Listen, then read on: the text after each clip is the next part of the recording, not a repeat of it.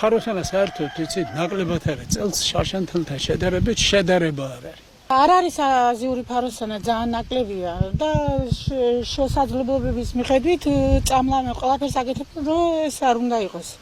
SMS-ით მოგვივა ტელეფონში როცა შეწამლას იწყებენ მაშინ. და ძალიან მაყოფილი ვარ.